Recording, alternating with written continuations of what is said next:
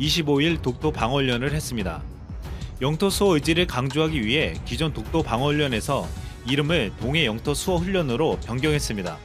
이는 대한민국 정부 수립 이후 사상 최대의 독도 훈련이었고, 독도뿐만 아니라 울릉도를 방어하는 내용도 포함되었습니다. 우리 군이 한일 군사정보보호협정 종료 사흘 만에 훈련을 강행한 데는 일본에 보내는 경고장의 의미를 가지고 있습니다. 이는 대화를 외면하는 일본에 대응하는 한국 정부의 두 번째 카드로 보고 있습니다. 실제 군 당국은 그간 훈련 장면을 언론에 공개하는 것을 자제했지만 이번에는 사진과 영상을 공개했습니다. 이번 훈련에는 한국 최초의 이지스 구축함이자 해군이 보유한 가장 큰 전투함인 세종대왕함이 처음으로 참가했습니다. 해군 최정예 전력인 7기동전단도 포함됐고, 해군 특수전전단과 육군 특전사도 훈련에 참가했습니다. 우리 군의 동해 영토 수호훈련에 일본은 발끈했습니다. 일본 정부는 극히 유감이라며 훈련 중지를 강력하게 요구한다고 항의했습니다. 하지만 일본도 같은 날 후지산 인근에서 육상 자위대의 대규모 화력 훈련을 했습니다. 훈련에는 자위대원 2,400명이 동원됐고, 전차와 장갑차 80대와 항공기 등이 2시간 동안 실탄 35톤을 쏘았습니다. 주목할 부분은 이 훈련이 육상 자위대의 도서지역 방어 능력을 점검한다는 것이었습니다. 중국과 분쟁 중인 센카쿠 열도 등의 선 방어 훈련이라고 했지만 우리 군의 독도 훈련에 대응하는 훈련으로 볼 수 있다는 분석이 있었습니다. 한국과 일본이 같은 날 군사훈련을 벌인 가운데, 그렇다면 만약 독도에서 한국과 일본이 군사적으로 붙는다면 누가 이길까요? 세계 각국의 군사력을 평가하는 미국의 글로벌 파이어 파워라는 사이트에서 지난해 일본의 군사력이 6위로 뛰어올라 7위를 유지한 한국보다 앞선다는 평가가 나왔습니다. 일본 전력의 핵심은 공군과 해상 전력입니다. 일본의 잠수함은 25대, 이지스함을 포함한 구축함이 43대, 최신 조기 경보기를 13대를 보유해 해군 전력이 우리나라를 앞서 있습니다. 한 해 우리나라보다 많은 45조 원의 국방 예산을 지출하고 있기도 합니다. 하지만 일본이 한국과 붙으면 절대로 이길 수 없다고 말하는 이유가 있습니다. 한국에는 공격형 미사일이 있지만 일본에는 없기 때문입니다. 일본은 평화법 때문에 자국 방어적 무기만을 보유할 수 있는 한계로 공격용 미사일을 가질 수가 없습니다. 미국은 일본뿐만 아니라 한국에도 장거리 미사일 개발을 제한했지만 북한이 탄도미사일 보유량을 급격히 증가시키자 2012년 300km로 제한되어 있던 한국의 미사일 사정거리를 800km로 연장했습니다. 2017년에는 북한의 ICBM 개발로 인해 미국은 한국의 사거리 800km를 초과하는 고체 로켓 개발만 못하게 하고 한국의 탄도미사일 사거리와 탄두 중량 제한을 완전 해제했습니다. 이로 인해 가장 최근에 개발된 현무3C는 1500km 사거리로 북한 전역뿐만 아니라 중국, 러시아, 일본을 타격할 수 있게 되었습니다. 한국은 세계에서 네 번째 1500km 이상의 순항미사일 제조 보유 국가가 되었습니다. 현재 한국은 순항미사일 500, 1000, 1500km급은 이미 실전 배치됐으며 현재 3000km급 이상을 개발하고 있습니다. 한국의 미사일로 인해 한일이 싸운다면 이런 시나리오가 가능해집니다. 한국과 일본이 붙으면 순항미사일과 단거리 탄도미사일로 일본의 방공망을 제압한 뒤 일본의 주요 경제시설과 군사시설들을 레이저 유도 폭탄으로 타격할 수 있습니다. 전쟁 시작과 동시에 한국군이 미사일 사격을 하면 일본이 아무리 요격 미사일이 있다고 해도 이 모든 걸 커버하는 것은 불가능하다고 합니다. 전쟁 개전과 함께 일본의 주요 군시설은 미사일 폭격과 함께 제 기능을 상실하게 됩니다. 그 후 아무리 강력한 일본 해상 자위대라 할지라도 제 힘을 발휘 못하고 한국에 패배당하고 한국 육군이 일본 본토에 상륙하게 된다는 것입니다.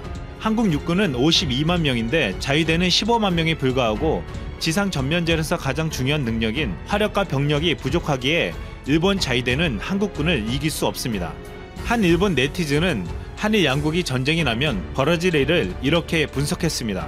만약 한일 양국에 전쟁이 일어나면 일본은 한국에 질 것이다. 일본의 조직은 군대나 기업이나 한국보다 판단력이 떨어지기 때문이다.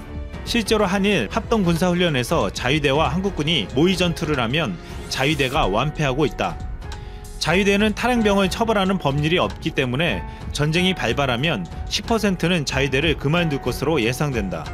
일본은 전쟁이 나면 나라를 위해 싸우겠다고 대답한 사람의 비율이 세계에서 가장 낮다.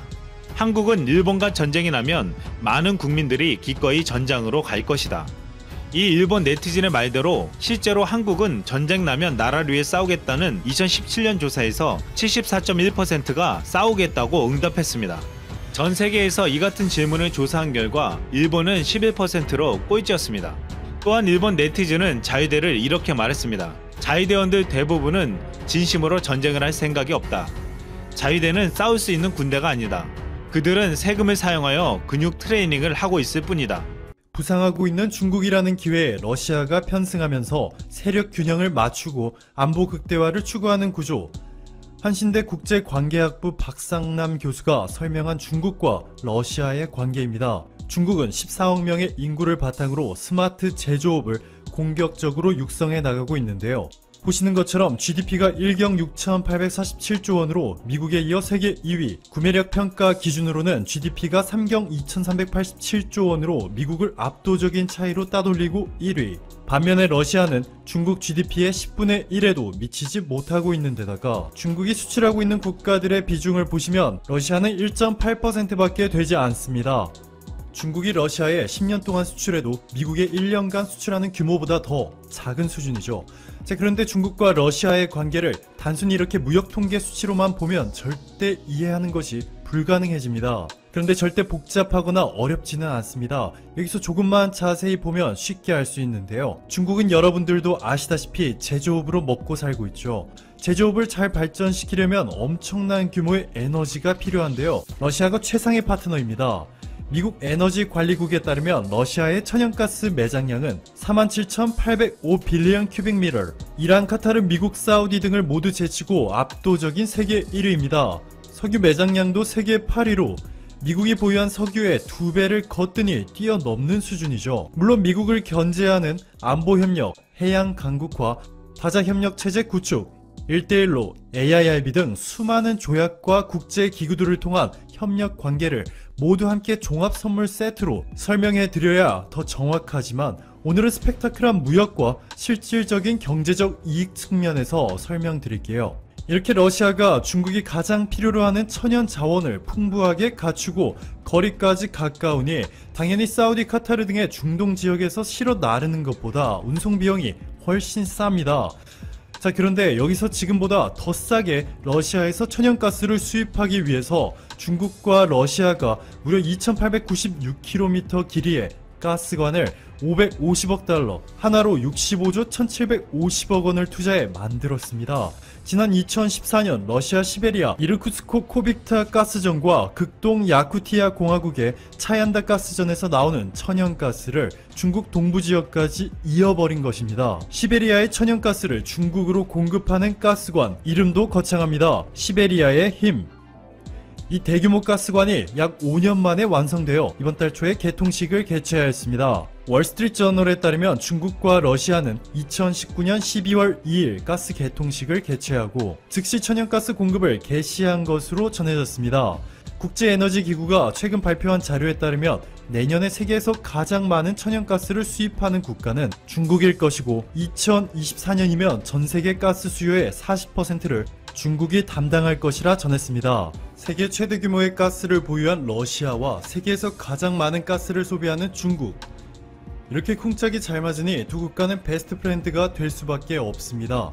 러시아의 푸틴 대통령도 이렇게 말했죠. 중국은 에너지 자원이 필요하고 러시아가 그 자원을 갖고 있다. 자, 여기서 이렇게 생각하시는 분들 계실 겁니다. 중국과 러시아가 시베리아의 힘 가스관을 설치해서 대박인 건 알겠는데 도대체 한국과는 무슨 상관이 있지?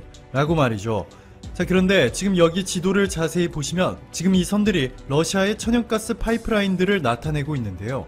여기 이 빨간색 선이 이번에 중국과 러시아가 사인해 만든 파이프라인입니다. 이것이 지어지면서 러시아 사할린으로부터 북한과 붙어있는 블라디보스토크까지 이미 가동 중인 또 다른 가스 파이프라인과 이번에 만든 파이프라인이 연결이 된 것인데, 세계 1위 천연가스 보유국인 러시아가 이제는 유럽뿐만 아니라 중국과 북한에 원하는 규모를 매우 저렴한 비용으로 자유롭게 보낼 수 있게 된 것이죠. 즉, 지금까지 본 파이프라인들에 비해서 상대적으로 매우 짧은 길이의 파이프라인, 북한을 통과해 남한까지 연결되는 파이프라인 하나만 건설하게 되면 한국이 획기적으로 비용을 줄여 러시아로부터 값싼 천연 자원을 수입할 수 있게 된다는 뜻입니다. 기름 한 방울 나지 않는 국가 대한민국이 1년에 수입하는 석유와 가스 규모만 100조 원에 육박한 상황인데요. 천연가스를 러시아로부터 싸게 수입해 온다면 단순히 이 100조 원이라는 비용이 낮아지는 것이 아니라 한국에서 최대의 골칫거리로 꼽히고 있는 미세먼지도 획기적인 수준으로 줄일 수가 있게 됩니다. 현 정부도 이를 위해 미세먼지 배출량이 심각하게 많은 석탄 발전을 대신해서 미세먼지 배출량이 3분의 1, 초미세먼지는 8분의 1 수준까지 획기적으로 줄일 수 있는 친환경 에너지, 천연가스로 대체하려 하고 있습니다. 천연가스의 유일한 단점이 높은 가격이었는데 이를 한방에 해결해버릴 수 있는 것이죠. 현재 한국은 단순히 어느 국가가 천연자원을 더 싸게 파는지만 계산해서 수입하고 있는 것은 아닙니다. 국제 정치까지 고려해야 하는 것이 현실인데요. 가장 대표적인 예로 미국을 상대로 한 한국의 무역 흑자 규모를 줄이기 위해 일부러 미국으로부터 상당한 규모의 셰일가스를 수입해오고 있습니다.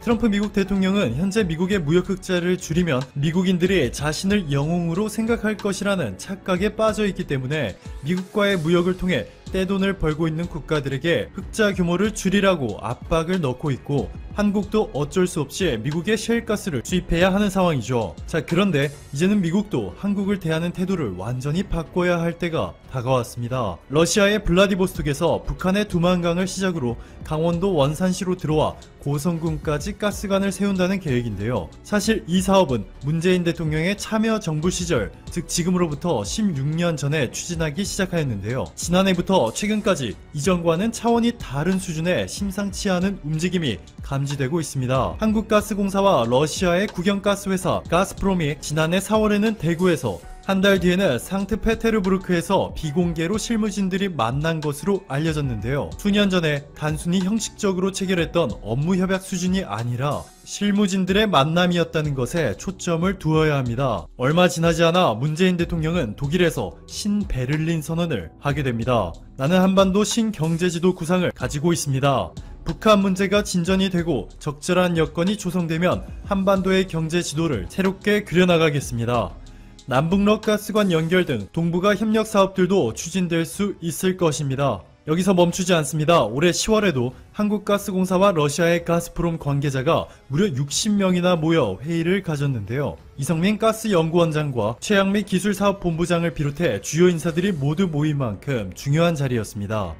자, 그런데요, 북미 관계가 쉽게 회복되지 않아 북한에 대한 미국의 제재가 완화되지 않으면 북한을 통과하는 가스관 사업은 사실상 어렵다고 볼 수 있죠. 하지만 북한이 러시아의 가스를 한국에 들여올 유일한 경로가 아니라면 이야기가 완전히 달라집니다. 실제로 중국이 러시아의 천연가스를 한국에 공급할 해적가스관을 함께 설치하자는 제안을 한 것으로 확인이 되었습니다. 세계 최대 규모의 에너지 그룹 중 하나인 중국 석유 천연가스 그룹 CNPC의 장재민 회장이 지금 보시는 이 지도에서 중국의 산둥반도 웨이하이에서 한국의 백령도를 잇는 174km 길이의 해저가스관, 이 경로를 통해서 러시아의 천연가스를 들여오는 것은 기약 없이 미국의 대북 제재 해제를 기다릴 필요도 없는 데다가 해저가스관 길이도 174km에 불과해 빠르게 공급받을 수 있게 됩니다. 이와 관련해서 최근 중국과 한국의 빠른 관계 회복도 눈여겨봐야 합니다. 배달의 민족을 운영하는 한국의 유니콘 기업 우아한 형제들과 한국 최초의 신선식품 유통회사 마켓컬리에 투자해 대박 수익을 기록한 경험이 있는 중국 최대 규모의 사모펀드 힐하우스 캐피털은 미국, 중국, 홍콩 등의 법인을 두고 60조 원의 자산을 운영하고 있는데요. SK차이나가 1000억 원, 힐하우스 캐피털이 9천억 원을 투자해 1조 원의 공동펀드를 만들기도 하였습니다. 이 펀드는 SK가 중국에서 신사업 투자를 통해 중국 내 영향력을 적극적으로 확대해 나가는데 사용하게 되는데요. 중국 1위 사모펀드가 함께하게 되었습니다. 해마다 11월 11일 열리는 중국판 블랙 프라이데이 광군제에서 올해 246조 원이라는 사상 최고의 실적을 기록한 가운데 하루 만에 한국의 위니아 대우가 드럼 세탁기 26,000대를 판매, 4초에 한 대씩 판매가 되었고 애경산업의 화장품은 지난해보다 371% 높은 실적을 기록. 이외에도 닥터자르트와 LG생활건강도 295%, 187%의 놀라운 성장을 기록했습니다. 사드 여파에 따른 중국인들의 혐한 감정이 잠식된 것을 확인할 수 있었던 행사였습니다. 최근 삼성이 중국에서 휴대폰 생산 라인을 완전히 철수하고 베트남과 인도에 옮겼는데요.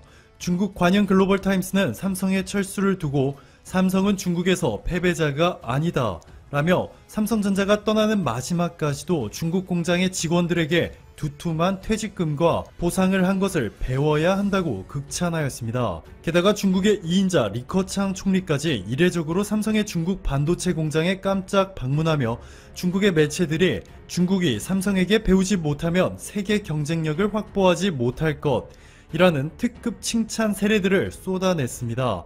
삼성의 반도체 공장마저 중국을 떠나게 되면 중국 경제가 받을 타격은 상상을 초월할 것이기 때문이죠. 어느덧 주도권이 중국에서 한국으로 넘어오고 있는 것이 선명해지고 있는 것입니다. 미국도 마찬가지죠. 겉으로는 트럼프가 한국의 방위비 6배나 더 받아내겠다며 한국에 강한 압박을 가하고 있는 것처럼 보이지만 셰일 혁명으로 에너지 독립을 넘어서서 전세계 에너지 패권을 노리고 있는 미국에는 한국이 러시아산 천연 자원 수요를 적극적으로 늘리려 하는 움직임 자체가 압박일 수밖에 없습니다. 천연가스를 어느 국가에서 많이 수입하고 있는지를 나타내는 애널데이터의 자료를 보시면 중국, 일본, 독일, 이탈리아가 1, 2, 3, 4위, 한국이 5위입니다.